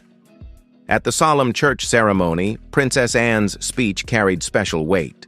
Her affirmations of not being forgotten were not merely words of comfort, but a commitment from the institution. In particular, her conveying warm congratulations from King Charles created a resonance effect. We see a well-coordinated mechanism. The king entrusts his faith, and Princess Anne, as the most dedicated executor, translates that faith into practical action. Recalling the hospitality received by King Charles and Queen Camilla a year earlier is also a clever way to unite the royal family members, despite the differences in personal styles we've analyzed earlier. The subsequent journey to Sark Island, a small but historically rich community, further clarifies Anne's philosophy. No community is too small to be forgotten.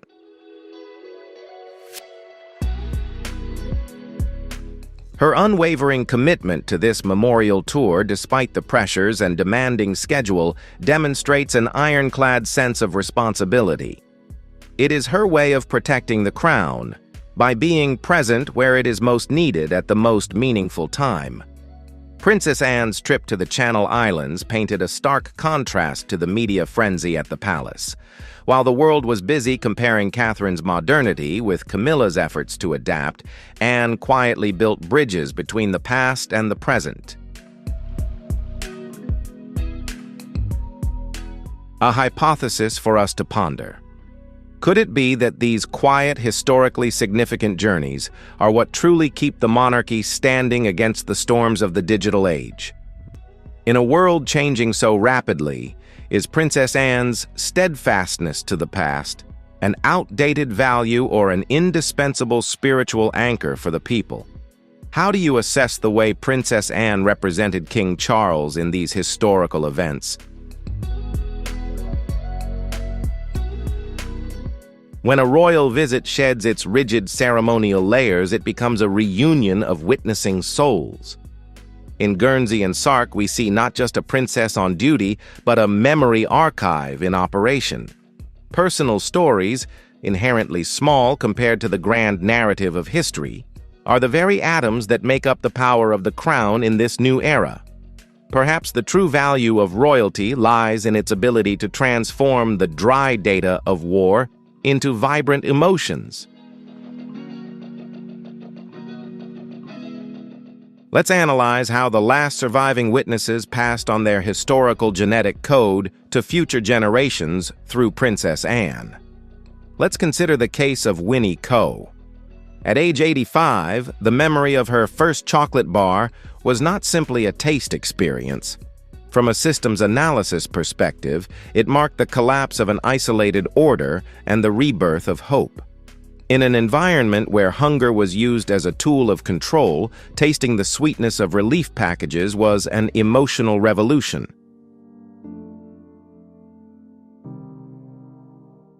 The contrast between the fear of receiving candy from an enemy soldier and the pure joy of accepting help from an ally creates a complex psychological structure. Princess Anne, by listening to these details, inadvertently acts as an authenticator of the human values that triumphed in the darkest hour. Another aspect of the heritage preservation system is the ability to reconstruct pain. Sally Roberts' story and the poem extracted from wartime letters are a prime example. Instead of being left to rot in a drawer, these old manuscripts were transformed into a public message before the royal court. This was a mechanism of collective spiritual purification. When the poem was read aloud before Princess Anne, it ceased to be the property of a single family and became part of the national heritage. Royal recognition elevated personal emotions to an enduring spiritual value, reminding us that forgetfulness is a second occupation. Finally, let's analyze Jeff Nicholson's reaction to the princess's unannounced visit. In a world where every royal move is meticulously planned down to the second the 30-minute preparation period seems like a test of authenticity. This surprise removed the barriers of elaborate preparation, leaving behind a purely human encounter. This can be seen as a highly effective visible presence strategy. It shows that royalty doesn't just exist in staged events, but that they are always ready to be present in the reality of the people. Princess Anne's journey through the islands was more than just a celebration of the 80th anniversary of liberation. It was a profound inquiry into the power of memory and the role of gratitude in shaping the future. From the sweetness of chocolate to verses from memory, it all created a symphony of resilience. In the digital age where everything moves so fast, are we losing the ability to listen to the small stories that hold such great value as Princess Anne did? Within an institution where stability is measured in centuries, even the slightest shift in the frequency of appearances and public response signals a profound structural realignment. As Princess Anne continues to reinforce the foundations through sheer endurance, and Catherine, Princess of Wales, begins to occupy the emotional space of the public, a systemic question emerges. Where will Queen Camilla's position lie within this new map of influence? From a strategic analytical perspective, we are witnessing an invisible yet extraordinarily powerful convergence between Anne's steel discipline and Catherine's soft power. This convergence is exerting an invisible pressure on the role of the Queen Consort, compelling the system to recalibrate itself in order to meet the public's increasingly high expectations. A compelling illustration of this soft power was the quiet yet highly symbolic visit by Prince William and Catherine, Princess of Wales, to Guildhall. This was not merely a conventional Holocaust memorial event. It was a lesson in how a modern symbol can connect with humanity's deepest wounds. Catherine's appearance, unconfirmed, until the very last moment generated a distinct psychology of surprise effect. In the world of media, withholding information is not a flaw, but a deliberate strategy to focus attention on the message rather than the ritual. When Catherine entered the room, the atmosphere stirred not merely because of celebrity, but because of the presence of a guardian of memory. What elevated this visit far beyond a royal obligation was the thread of continuity dating back to 2020. Catherine did not simply meet historical witnesses. She applied her own artistic lens to preserve their faces and souls through the commemorative photographs marking the 75th anniversary of the liberation of Auschwitz. Here let us examine a hypothesis. When a member of the royal family personally undertakes the preservation of heritage through art, they are no longer an external observer. Catherine has woven herself into the historical continuum of the witnesses.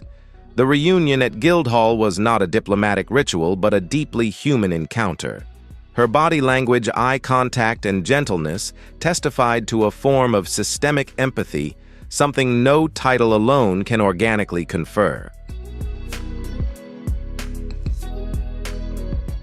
In the solemn chamber of Guildhall, amid candlelight and tear-filled speeches, Catherine stood as a bridge between a painful past and a hopeful future. The photographs she had taken years earlier were displayed once more, but this time they carried a different weight. They were evidence of long-term commitment. This contrast poses a genuine challenge for Queen Camilla. While Camilla relies on experience and formal presence, Catherine is building an empire of trust, grounded in empathy and deep personal connections. Could this mark a turning point, one in which Anne's quiet influence and Catherine's increasingly radiant stature redefine who truly embodies the soul of the monarchy?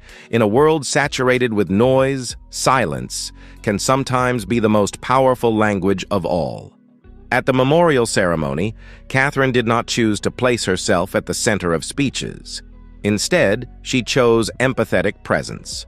By standing quietly observing and listening to the historical witnesses, Catherine demonstrated a fundamental truth of soft power respect is not built through words, but through the capacity for genuine empathy. Her gaze never left the survivors, those who had emerged from the ashes of history. It was not the curiosity of a detached observer, but the conviction of a guardian of legacy. Beside her, Prince William reinforced an image of continuity and support. They were not standing there merely as members of the royal family.